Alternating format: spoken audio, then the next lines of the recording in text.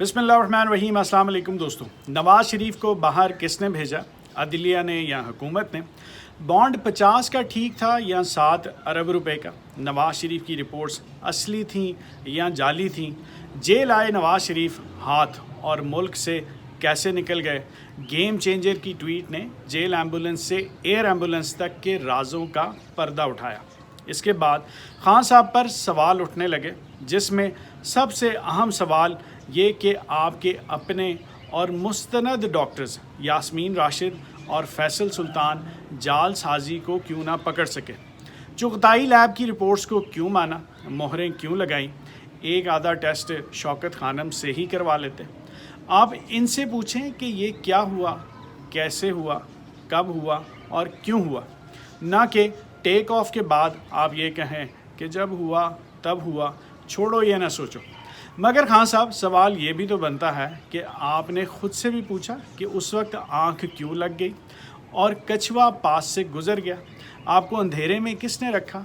अगर वो मर गया तो उस खौफ से बत्ती गुल तो नहीं कर दी? अंधेरे में ये आवाज़ें सरगोशियाँ तो सुनाई नहीं दी कि मुद्दा गले पड़ जाएगा, इसे निकालो, इस बला को टालो? खान साहब, इस दौरान में आपको रहम खुद पर आया या नवाज़ शरीफ पर? मैं मान लेता हूं कि धोखा हुआ, ना तजर्बेकारी है, सिस्टम की ख़राबी है, आप सिस्टम के अंदर के सिस्टम को नहीं समझ पाए और मियाँ साहब उड़ गए।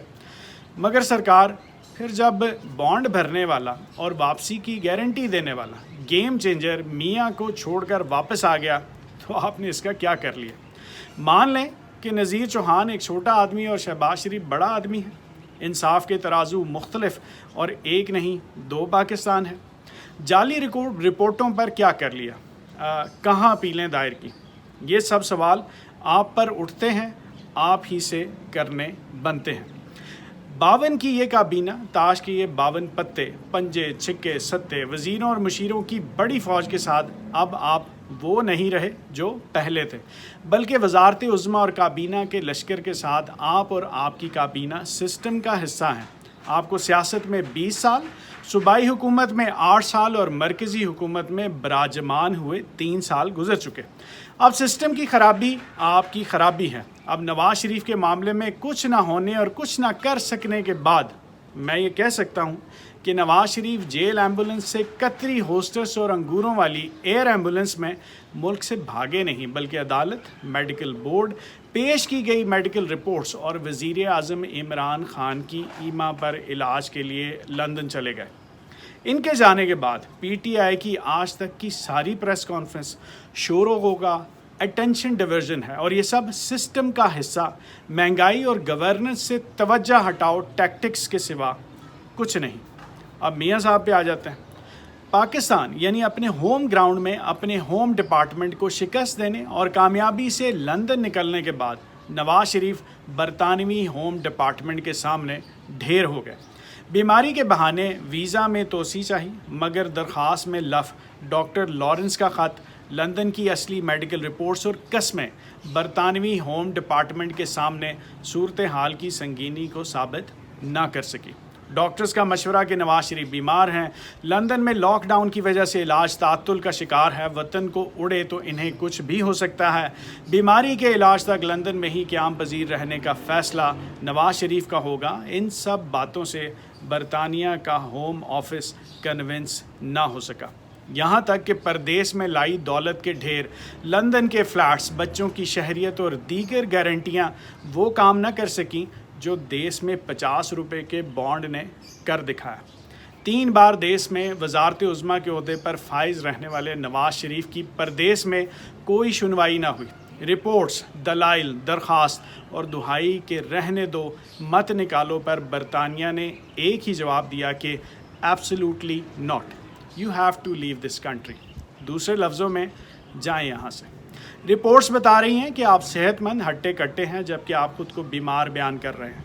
आपके बयान और रिपोर्ट्स में तज़ाद है और हमारी रिपोर्ट्स झूठ नहीं कहती। ये शर्मिंदगी नवाज़ शरीफ के साथ साथ हमारे हिस्से में भी आई, क्योंकि नवाज़ शरीफ हमारे मुल्क के 3 बार वज़ीर आज़म रह चुके हैं और हमने जनाब नवाज़ शरीफ को ये कहते हुए भी सुना है कि अकबर ने सुना है अहले गैरत से यही कि जीना ज़िल्लत से हो तो मरना अच्छा। खैर, नवाज शरीफ साहब के इस एपिसोड से हमें ये सबक मिलता है कि देश का 50 रुपए का बॉन्ड लंदन में पड़े करोड़ों अरबों पाउंड पे भारी है, लिहाजा परदेश में पड़ी दौलत किस कारी।